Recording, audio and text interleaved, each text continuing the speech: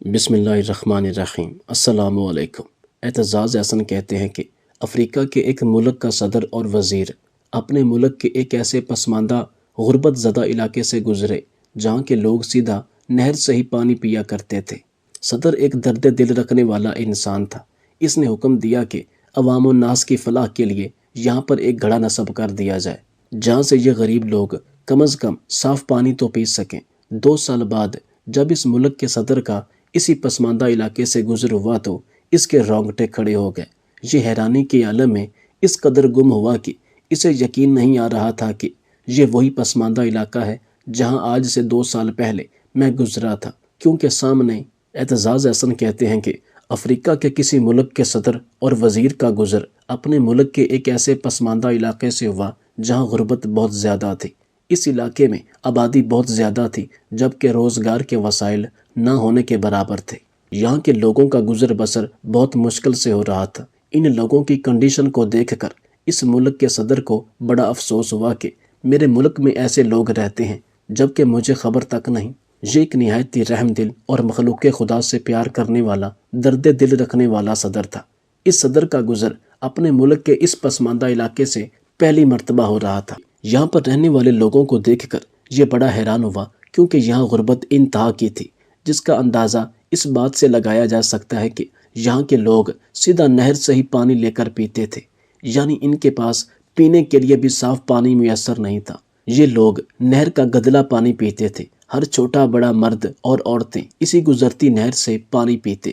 صدر نے سوچا کہ پانی ایک بنیادی ضرورت ہے۔ اگر یہ لوگ اس نہر کے بہتے گندے پانی سے پانی پئیں گے تو ان کی صحتیں کمزور ہو جائیں گی، اور میرا ملک تو پہلے ہی مالی بحران کا شکار ہے۔ صاف پانی پینا ان کا بنیادی حق ہے اور یہ میری ذمہ داری بنتی ہے، لہٰذا ان کی صحت کے لیے یہ پانی بہت نقصان دہ ہے۔ اس ساری صورتحال کو مد نظر رکھتے ہوئے اس ملک کے بادشاہ نے اپنے ساتھ موجود وزیر کو حکم دیا کہ عوام الناس کی سہولت کے لیے یہاں پر ایک گڑھا بھر کر رکھ دیا جائے تو زیادہ بہتر رہے گا، اور ہر چھوٹا بڑا سہولت کے ساتھ پانی پی سکے گا اور ان لوگوں کی اس گندے پانی سے جان چھوٹ جائے گی۔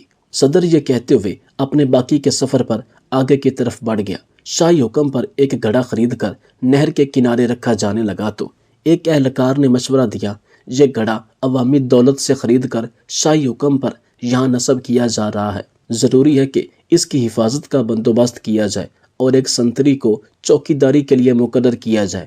سنتری کی تعیناتی کا حکم ملنے پر یہ قباحت بھی سامنے آئی کہ گڑھا بھرنے کے لیے کسی ماشکی کا ہونا بھی ضروری ہے، اور ہفتے کے 7 دن صرف ایک ماشکی یا ایک سنتری کو نہیں پابند کیا جا سکتا۔ بہتر ہوگا کہ 7 سنتری اور 7 ہی ماشکی ملازم رکھے جائے تاکہ باری باری کے ساتھ بلا تعطل یہ کام چلتا رہے۔ ایک اور محنتی اہلکار نے رائے دی کہ نہر سے گڑھا بھرا ہوا اٹھا کر لانا نہ تو ماشکی کا کام بنتا ہے اور نہ ہی سنتری کا۔ اس محنت طلب کام کے لیے 7 باربردار بھی رکھے جانے چاہیے جو باری باری روزانہ بھرے ہوئے گڑھے کو احتیاط سے اٹھا کر لائیں اور اچھے طریقے سے ڈھکنا لگا کر بند کر کے رکھیں۔ ایک اور دور اندیش مصاحب نے مشورہ دیا کہ اتنے لوگوں کو رکھ کر کام کو منظم طریقے سے چلانے کے لیے ان سب اہلکاروں کا حساب و کتاب اور تنخواہوں کا نظام چلانے کے لیے منشی محاسب رکھنے ضروری ہوں گے، اکاؤنٹنگ کا ادارہ بنانا ہوگا، اکاؤنٹنٹ متعین کرنا ہوں گے۔ ایک اور ذو فہم و فراست اہلکار نے مشورہ دیا کہ یہ اسی صورت میں ہی یقینی بنایا جا سکتا ہے کہ ہر کام اچھے طریقے سے چل رہا ہے تو ان سارے ماشکیوں، سنتریوں اور باربرداروں سے بہتر طریقے سے کام لینے کے لیے ایک ذاتی معاملات کا ایک شعبہ قائم کرنا پڑے گا۔ ایک اور مشورہ آیا کہ یہ سب کچھ ٹھیک ہو رہا ہے مگر ملازمین کے درمیان میں لڑائی جھگڑا یا کوئی زیادتی ہو جاتی ہے تو ان کا تصفیہ اور ان کے درمیان میں صلح صفائی کون کرائے گا تاکہ کام بلا تعطل چلا رہے۔ اس لیے میری رائے میں خلاف ورزی کرنے والوں اور اختلاف کرنے والوں کی تفتیش کے لیے ایک قانونی امور کا محکمہ قائم کیا جانا چاہیے۔ ان سارے محکموں کی انشاء کے بعد ایک صاحب کا یہ مشورہ آیا کہ اس سارے انتظام پر کوئی ہیڈ بھی مقرر ہونا چاہیے، ایک ڈائریکٹر بھی تعینات کر دیا گیا۔ اعتزاز احسن کہتے ہیں کہ 2 سال کے بعد حسب روایت صدر کا اپنی رعایا کے دورے کے دوران اس مقام سے گزر ہوا تو اس نے دیکھا کہ نہر کے کنارے کئی کنال رقبے پر ایک عظیم الشان عمارت کا وجود آ چکا ہے جس پر لگی ہوئی روشنیاں دور سے نظر آتی ہیں اور عمارت کا دبدبا آنکھوں کو خیرہ کرتا ہے۔ इमारत की पेशानी पर नुमायां करके वजारत इंतज़ामी अमूर बराए गढ़ा का बोर्ड लगा हुआ है। बादशाह अपने मसाहिबीन के साथ अंदर दाखिल हुआ तो एक अलहदा ही जहान पाया। इमारत में कई कमरे, मीटिंग रूम और दफातर कायम थे।